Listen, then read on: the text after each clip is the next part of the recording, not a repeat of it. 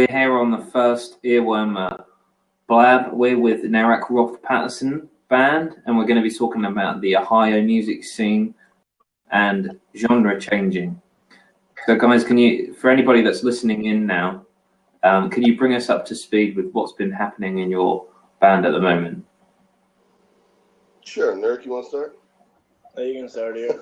You're the band leader. Okay. What's happening now is we reformed, I guess, the Nerak Roth Patterson Band. So we have made this genre change into rock, and with great success. Though it was very frightening at first when I did it, coming out of blues and what it was. Yeah. As many people told me, I've been all over the world playing blues. I got to play with some really great artists, B.B. King, Guy Davis, Jethro Tull. But blues players don't make it playing blues clubs. And I had so much more music in me that I wanted to explore. And which was really great, because then my son and I began to collaborate on music that he had written. And it's formed into what it is now, which is more of a rock genre. That's cool. I know Jethro Tull very much went down the same lines. Like, they started off with a blues rock sound, and then they sort of took a folk rock sound, hard rock sound, and then meshed it together. So were you influenced by that? Were you just sort of like wanted to go down that same route that they did? Not necessarily what they did, but I sitting and talking with them, Ian and the gang. It was really to me, it was very, very interesting to hear that they too couldn't make it in blues, and the blues genre at that time didn't want to accept Ian for just playing the flute, and for all that Ian had contributed to the blues, he just could not. Oh, there you are. He just could not get it done. So, What, could you not see me? Could you not see me on this thing? Or? Yeah, no. Oh, right. It's because to my right here. This is Eddie's Tull. It's just a big head. So, I think that a lot of it had to do with, all of these different artists that got pigeonholed into, you have to play rock, you have to play this, that, and the other. B.B. King, when he was with MCA Records, was very unhappy. And because they kept pigeonholing him into blues. And anytime he wanted to do a CD, they say, no, we want you to do The Thrill Is Gone, we want you to do. And he looked at me one day and he said, man, he says, Nerak, when you get to that point where you're signing that label, don't let those labels screw it up for you. Don't let them don't tell them don't let them pigeonhole you in. Because he said, once you're pigeonholed into doing just that, then it becomes very, very difficult to get out of. So that's why he later on switched to Geffen Records. Right. At a later point in his career, because he said, I got to talk to Toby Keith and different guys who are playing country, because I'm a big country music fan. Yeah, sure, yeah. Yeah, I'm a very big country music fan. I know it sounds crazy. I never listen to the music I write. We actually both get a lot of our songwriting ideas from country itself. I listen to classical. I'm a big classical fan. So a lot of people, when they ask me, what defines my genre, I'm like, you define it. I have no idea. I'm playing what's in my heart, and I play what I feel. Nerak and I write, songs evolve. Some nights we'll sit up here and have a nice little jam session. But Jethro Tull, they were trying to find their way, and they, as Ian told me, it was a pretty difficult time for them. Mm-hmm. Because the blues were just saying, we don't want that. So when I did a song called Truckin' Man Blues, which was inspired by 61 Highway, Ian asked me, well, do you want me to do the harp thing? And I said, no, that's so stereotypical. Everybody does a harp solo. I said, play anything that you feel. I said, actually, I think your flute is beautiful on this stuff, but, you know, that would be my choice. And that's what he did. He put the flute on there. And, you know, I said I want, you know, acoustic guitars. And Guy Davis played harp. I played my signature guitar, Rose, which I just bought her just at that time. So, and that came out to be a magical recording. Is that like probably one of the reasons behind you deciding to put out a studio record, but then you're also deciding to put out a live record as well? So that you're taking it a step further than that in that sense. Yeah. Yes. And what was really good is when we sent the tracks to everybody. Guy actually drove in from New York and said, I want to be part of this. More in this way. And there you go. You good? You can get more. Now you can see if it's go ahead. Look. You're just sitting there like that. That's... Yeah. Anyway, so what happens is Guy drove in from New York. We were on tour just prior to that with Ian and the guys with Jethro Tull. And they taught me a lot of different things, you know, music etiquette, how you treat a person, even if they're the opener. You don't treat them like, oh, you're the little guy, you're the opener, which we see that far too much. You know, when we sat down and ate, we all ate together. It wasn't, you eat this stuff over here and we're the stars. Nope, Ian wouldn't have any of that. He was like, no. In fact, every night he opened some songs with us. And that kind of opened my eyes to, you know, genre etiquette, music etiquette. And so it was really, it was a really magical record, because when Ian, I sent him the tracks over in the UK and he says, you know, what do you want me to do? I said, anything you feel, whatever you feel like playing. It's about your expression, whom you are. Yeah, for sure. And it absolutely turned out magical, man. That was probably one of my favorite songs on the whole entire album. If I didn't even like anything else on that record, I liked that song. So you were working with Jethro Tull on one of the tracks, I'm pretty sure. I think wasn't it? Did you work with? Was it Taken by Another Man that you worked with? The Tull guys on that. Wait, wasn't it? Well, we're doing a few tracks with them now. We're doing Long Highway. And Erica Rose. Right. Wrote that song for my sister after she moved back out to Washington State. I think I was just getting out of middle school. Mm-hmm. Yeah. I wasn't a good guitar player yet, but I made a good song. I started it. Then he came up with the riff, and I said, yeah, man. I said, we can really do something with that. And sure in the heck, I was thinking, as a father, what was my daughter going through? Because it was just a crazy time in her life, and she was trying to figure out her way. And, you know, being a divorced parent, you know, she was trying to go be with her mother and that kind of thing. So at that point, it was a lot of turmoil, and it was like a journey for her, which she's grown up to be a fine young lady, man. She's really, really made Daddy proud. I mean, she's doing everything that a parent could possibly want their child to do. But we wrote that, when he wrote that song, it touched me to the point that I came up with almost like a solo riff for it. And that's when I came up that I just kind of wrote this the guitar was doing the talking. There's no vocals. Yeah. It's just a journey. And let me not ever try to sing that again. I think that's probably is what helped that song to develop, and any of our music that's developed into today. especially that song though, is that the two of us were probably dad even more so than that, because which parent wants to see their kid move out? Well, at least at that age, you would hope they'd move out later on, so they're not living in their basement at 40. But what did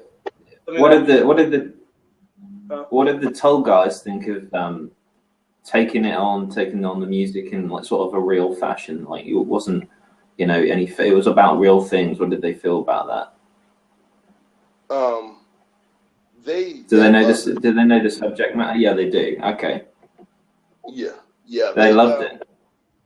Yeah, in fact, Martin Barr and Doan say, they love to do my projects because they said you give us so much self-expression and, you allow us to just bring whomever we are to the table and play. You don't tell us, well, here's what the part I want for you. But I'm a firm believer that music is made to be enjoyed. It's to be embraced by everybody playing it. And it's not about ego trips or, man, this is my band. And I like, even my musicians now, I tell them all, I don't want to look like a uniform. Bring who you are to the table. That's what makes the scene unique. And it's so funny when I do shows with other musicians. And sometimes, when there's numerous bands, we all get into this like band thing, which, you know what I'm saying? This band's over here, this band's over here, this band. And we're like a bunch of happy-go-lucky kids. We're blessed, we're laughing, we're cracking up, we're helpful with people. We took pictures with security. We were at the House of Blues. Man, we were back in our staging area waiting with this like 18 bands, right? And every band had to play a 45-minute set. And we were sitting back there just cracking up, laughing, bringing each other water, asking bands, can we help move your gear? Anything. Do you need our Marshalls to use for a show? One guy's amp went out, Nerak went and grabbed a Marshall head and said, hey, man, you want to use one of our heads or whatever? What do you need? So... What do you think about it, Nerak? Huh? What do you think of this? Junior Nerak, what do you think about it? Can you ask me the initial question again, please? Yeah. It's the going on from what your dad said about your music it needs to be loved and appreciated by everybody, and in that fashion, how do you take it? Well, and especially like in the scene in Cleveland, as you were saying, like at the House of Blues, everyone seems that they're really on the same page. Is it? I know that Cleveland's just one place in Ohio, so does it really?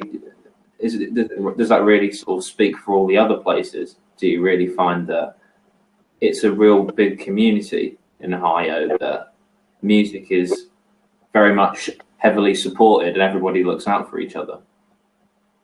Probably, I would call that. No. I would say it's.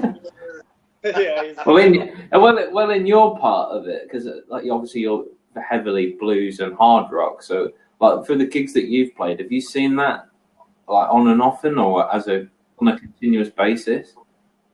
Not at first. Usually when you show places and there's a lot of bands there, it's very much like Dad said. Everybody kind of sticks with one another. Nobody really even wants to talk. And this could also probably depend on the venues that you go to or who you're with. But then I would say as you open up to them and show them that no, you don't have to be that way, then they eventually start warming up, will start laughing with you, even helping you with your own gear out. So I would say it's hopefully starting to spread more. And it's a lot of it is just engaging and just leading by activity. Mm-hmm. Wait, can we edit that out? Leading by example. we activity, which was cool because Jethro Tull taught me that I learned that from them. Yeah. Okay. There's no room for rock stars in music. The egotistical guy, I learned that from watching a lot of country players. That these guys, you know, are some of the most happy-go-lucky, nice cats. Kenny Wayne Shepherd, I did a show with him, and the guy is just, whatever he ate, that's what we ate. Yeah. You know, I have, and so what happens is if somebody opens up for the band, we try to promote, leave your gear up on stage. I want you to come back and jam with us, you know. Yeah. Somewhere in our set. And you'd expect that, wouldn't that. you? If you have cohesiveness with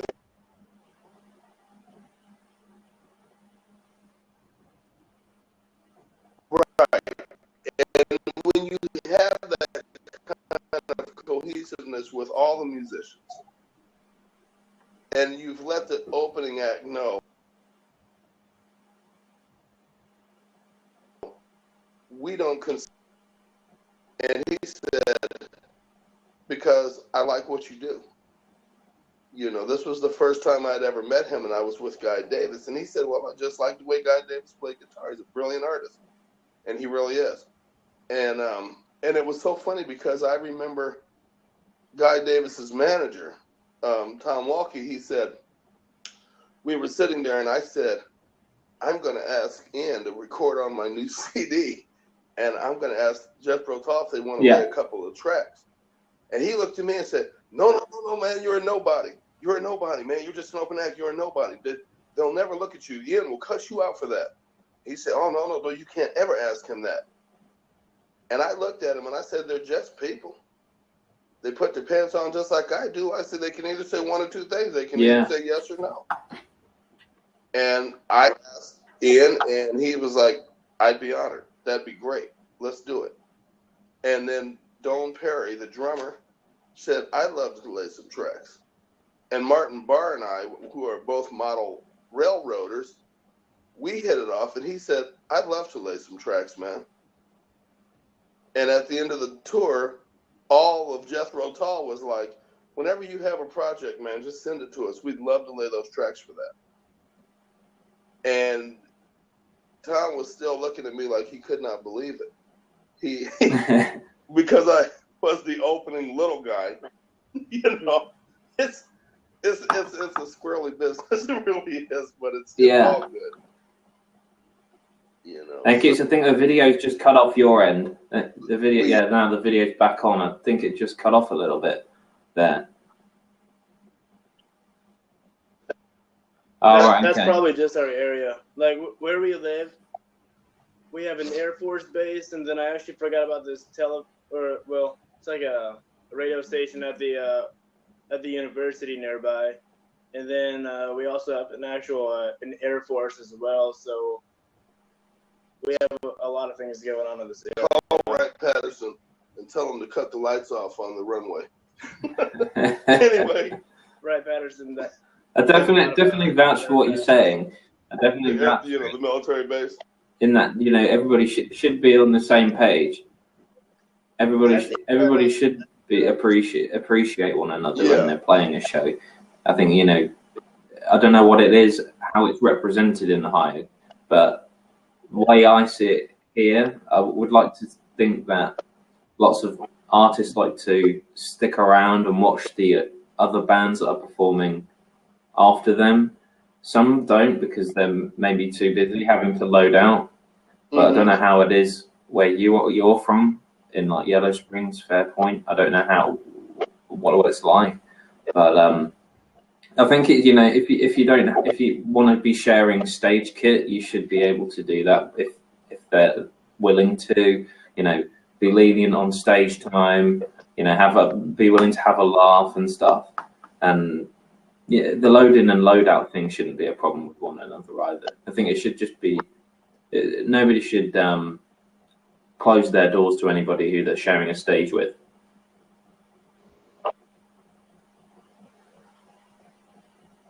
Right. I agree. I think that we don't see enough of that with musicians, and I think that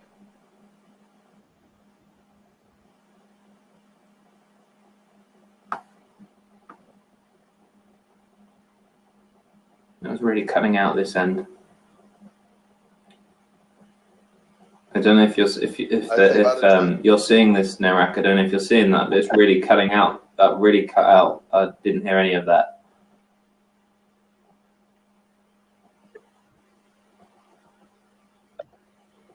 Yeah, I'm getting really bad reception at the moment now. Oh no, I'm not seeing that at all. It's still. I can hear you now. I'm getting you now. I cut out from just after your dad was giving the response. I didn't hear any of it.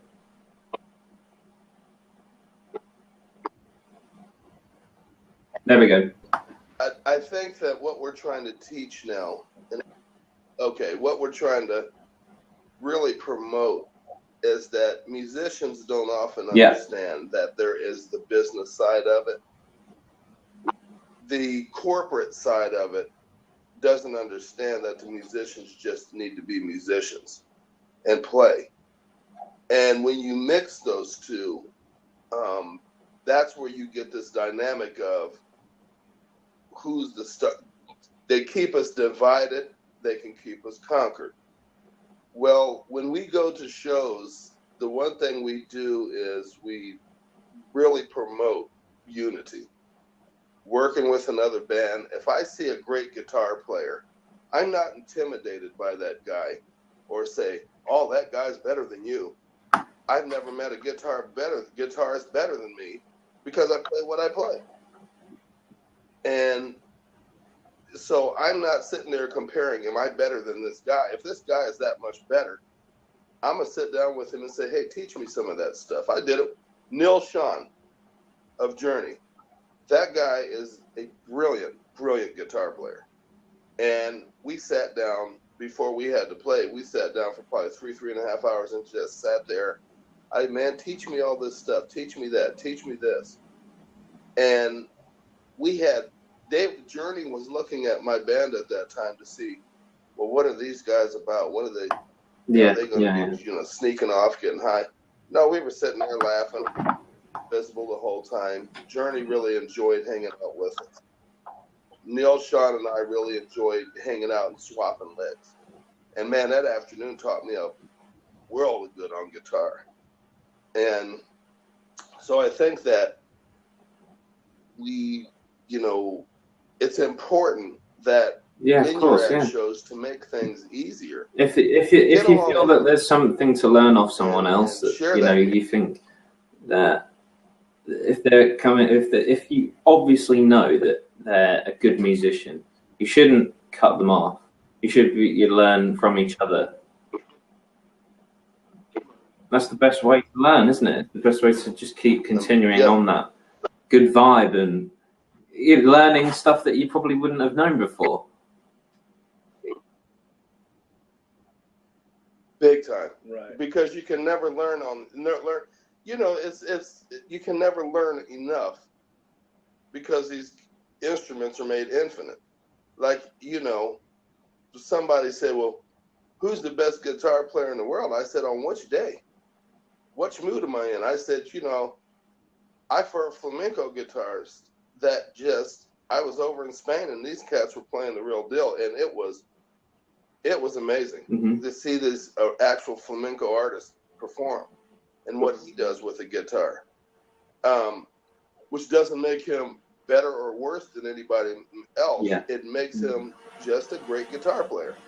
So I've grown up in a situation where I don't compare and say, well, this guy played better than this guy. I'm like, no, this guy brought this, So when I have a band that opens up, or if I open up for somebody else, usually I tell the band, leave your stuff up on stage, or, hey, guitar player, man, leave your gear up and come up and play some songs with us.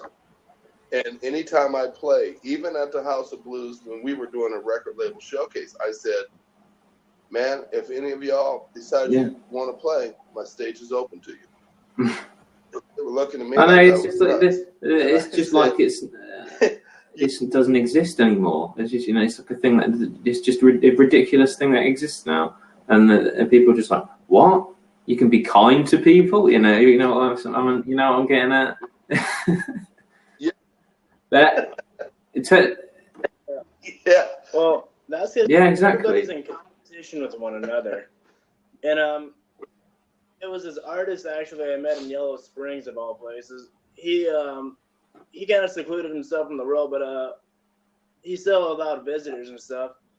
And the one thing that he said that stood out a lot is that life did not get better. Things didn't really start working out until he stopped competing with everybody.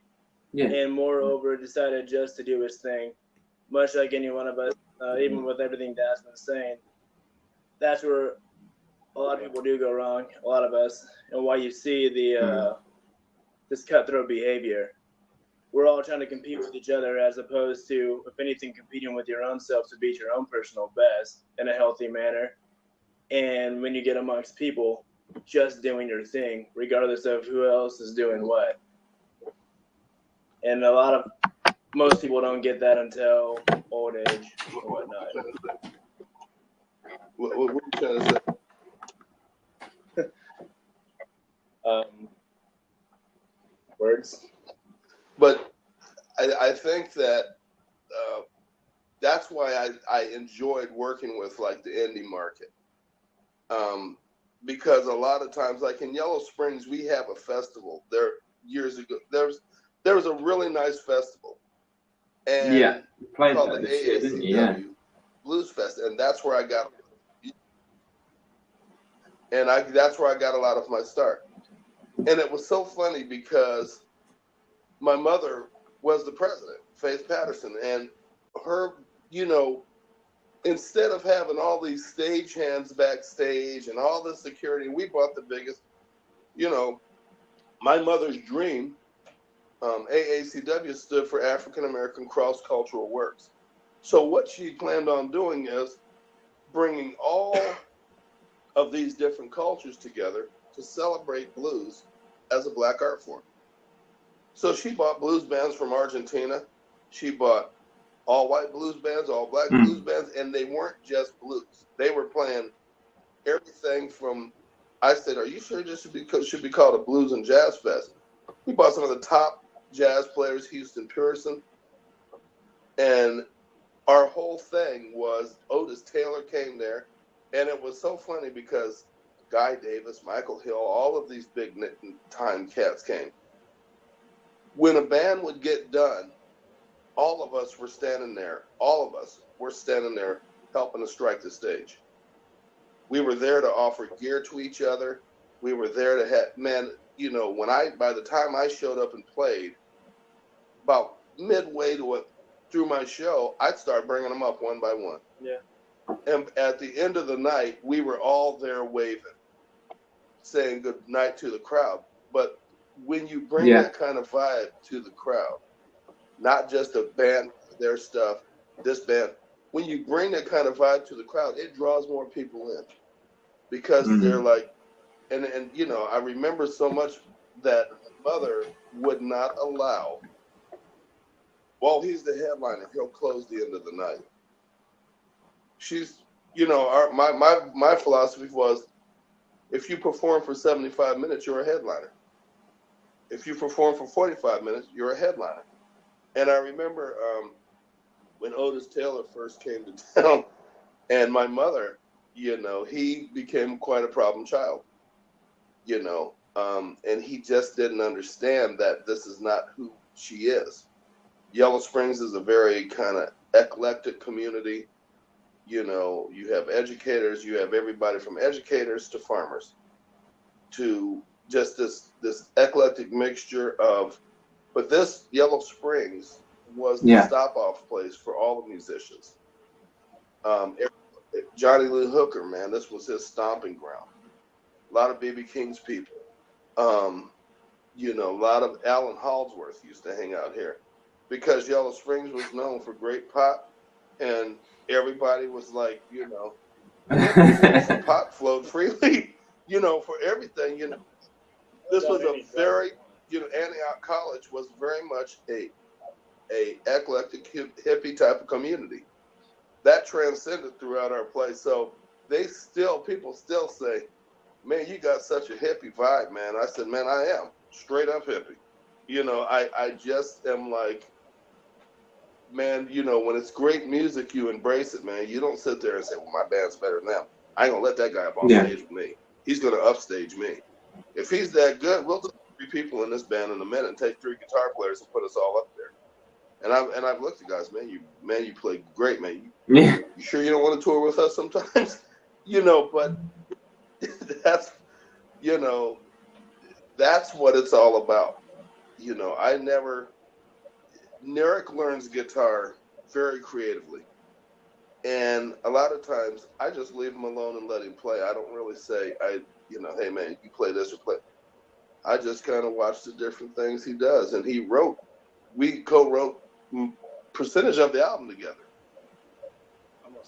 How much more have you got left to tweak to it now? Is it just finishing touches, or is it a few tracks you've got left to pre-record and stuff like that now? We're pretty much done.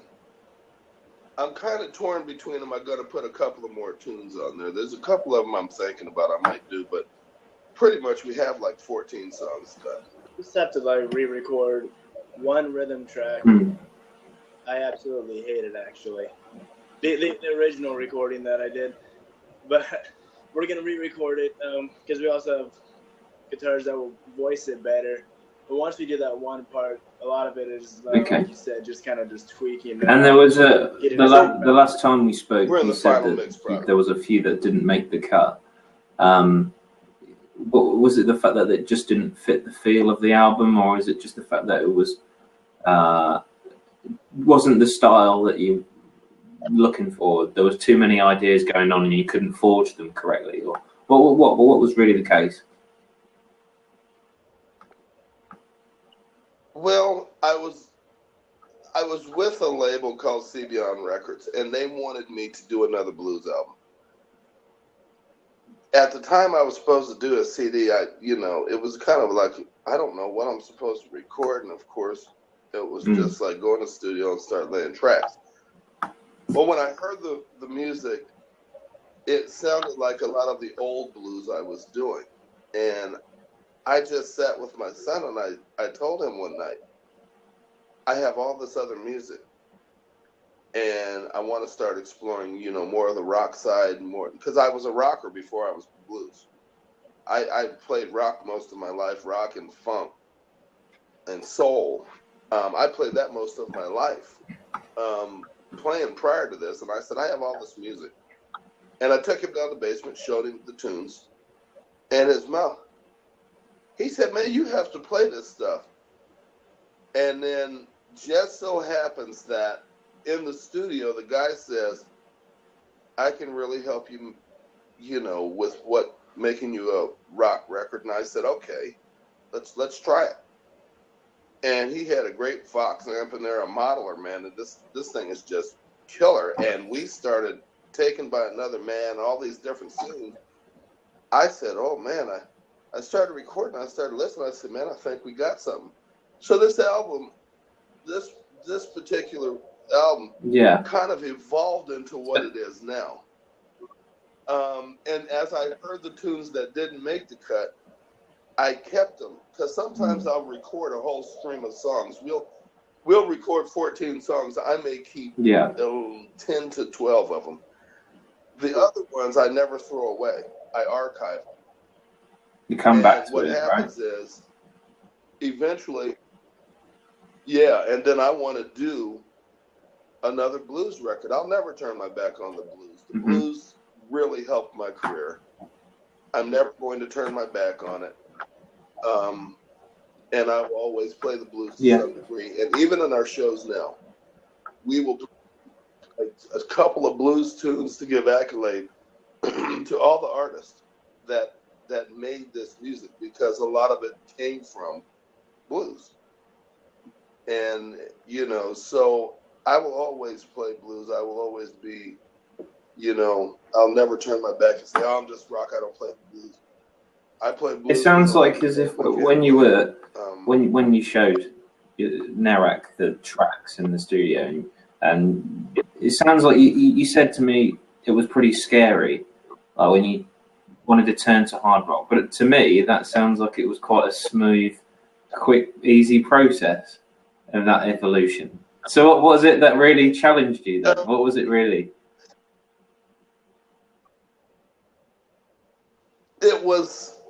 It was the fact that here I was, everybody had known me to do blues, and in the studio, I was already a rock player, so the transition went great. But the scary part was when I was live. You know, I had this full house, I'm getting ready to play, and I have to announce to the crowd, ladies and gentlemen, we're going to try something different tonight. Now, if by the first part of my show you don't care for this, I want you, when I go on break, I said, I'm going to take constructive criticism, and I want you to let me know. And the crowd just kind of looked at me and said, you know, okay. And so I laughed and I said, so you guys are going to be the test tube babies tonight on my new That's a good way to put it. And yeah, and everybody said, okay. You know, they were kind of like, but man, you know, I was scared to death, you know. And we struck that first note. And man, we played that first night, and Nerak and I kind of looked at each other. We were just like, they liked it, you know. I don't believe it. They liked it. Yeah. And then meanwhile, when I finally made my stand that I had to play what was in my heart, CBon Records said, well, we want you to record a blues album. You're going to play that rock and, you know, they call it death metal. Death metal. From blues to death metal. Taken by another man is death metal.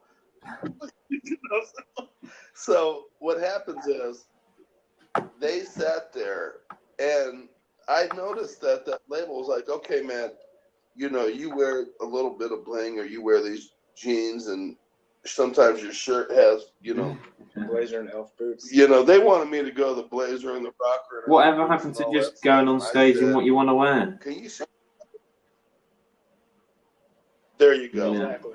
There you go. They were trying to kind of groom me to be this Stevie Ray Vaughan kind of lookalike. And I said, I can't look like. Can you imagine me in those pointed shoes, man? I said, I would probably blow out an ankle. You mean, you talk about a cat who played defense in the military, defensive end, linebacker in the military, and then, you know, you're sitting there looking at me, still talking about, here, put those boots on. I'm like, man, I'd turn around and hit a pedal and roll an ankle, man. I'd be blown out. Which tracks of this new record? So I know, Ask Me In was your last one. The new one, has it got a name? Or are you have to, like, obviously give out the details really soon? I think we're just self-titled. I think it's just going to be like we're just going to have the letters NRPB on it. Is that on? Is it? That's on nrpbindierocks.com. I'm pretty sure it's on there, and that's the background image. For those that are tuned in, if you want to see it, it's on that website. But I think they've got all of the links to the tour and the music that you've done in the past in your SoundCloud page, which has 3 tracks, 3 newer tracks. Is it just those 3 that you've been playing, or is there other tracks on the new record? No, we're playing everything off the record now. So all the new material from that record is being played now. And some of the other tunes that I've had, we're also playing those as well. It's just that it's so funny because I'm rewriting them. And a lot of the songs some of them have been, most of this is all original, but there's some rewrites that we really did well, and I think I want to bring those back and put them on the CD. Maybe as like once you release it, you could just release like a double track or 2 track or an EP or something that contains those. Yeah. That'd be cool. When can we expect to get some physical copies of this? When do you think you're going to be able to get it out there? Well, of course you get. Thank you. 16. You're welcome. Thanks, dude. I'm gonna send you another care package. They sent me a care package before. All right, man. They sent me a care package before with a Ask Me In CD and a poster and a portrait of Nerak Senior. It's all signed and stuff. So that would be cool to get the album through. When's the do you know when you're expecting it to come out? Is there a certain point where you think it's going to go down well? I think spring of 2016 is what I'm anticipating. Yeah, I think early to mid spring. Because what we're doing with this album, because Dad and I were always talking and constantly, I guess, reformulating our plan. What we did, so we always look at what we did wrong in the past and we try not to do it. So with this next album coming out, we want to be more strategic with it. And when we actually release it to people, we also want it to be fun. So we're actually getting t-shirts made as well. We're going to actually have, new posters as well coming with it. A lot of different stuff. So then when people get it, it'll be more than just a CD. And it's like you've even talked about, there's going to be perks and whatnot. And I know, yeah. Who doesn't like to wear a cool band shirt, you know? That's necklaces. Yeah, we're working with a Jethro Tull out of Florida right now. So they've got some really nice pics coming on the way, and that'll be fun to add in on our stage. Yeah, for sure. That'd really tie in well. That would really tie in well. And the first show you've got next year is the Taffies, right? In January, right? And that's the only show you've got booked right now. Yeah. But in November you're playing Taffies, and then in December you're playing the concert theatre, one of the concert theatres in Strand. The Strand, yeah. Strand. Not for 2015. I know. We actually haven't booked the Strand yet for this year. This year we're pretty much we're not booking so much for the rest of this year because we want to just focus on the rest of this album and just getting this thing completed. For 2016, we're looking at actually booking Havana, Georgia, Indianapolis, the Live Nation stage up there. There's also Pennsylvania we're looking at. We're going to go back to Columbus in 2016. And then I don't know where your friend's trying to book. Dad, we've got another booking going for, is it February? Yeah. There'll be some different shows around here. But we're doing a lot of the bigger venues. And what we've decided to do is just make this onslaught of a CD to get it finished and get it out. And once we get that finished, then we can kind of catch our breath. Then it's playtime. And then it's playtime once it's finished. Huh? Yeah. Yeah. We're putting thousands into a product line and trying to make sure that happens. All of our social media stuff, we're trying to make that happen. So we've actually got wristbands coming too. Nerak and I. That'll be great. That'll be very cool. We have to really formulate. When I was studying at Antioch University in 2009, and I was finishing up my degree, they made us do a master's level dissertation. And when we did that, my master's level dissertation, that school is very creative. That's one of those ones, you create your master's program. What do you want? And my master's level dissertation was called Navigating the Music Industry Through Education and Knowledge. And that was like, you had to write it on the scholarly level. You had to have your resources.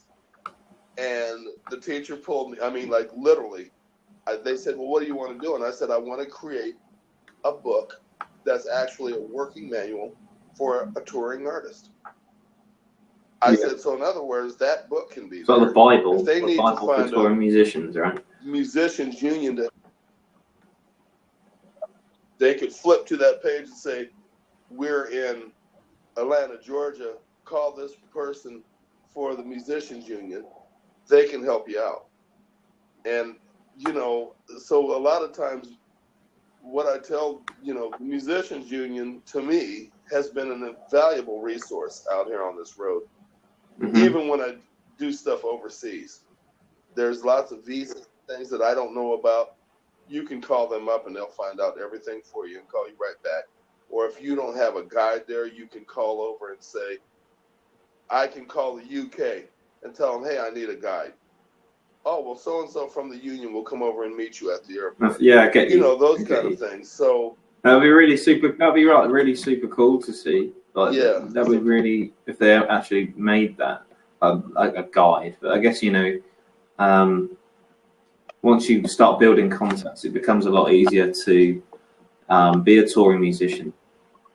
But guys, thank you so much for tuning for meeting up on here to chat. I really enjoyed it.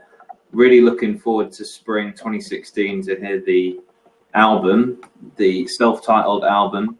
If you want to stay updated with the album process and any news, just go to nrpbindierocks.com or the Facebook page, which is Nerak Roth Patterson Band, right?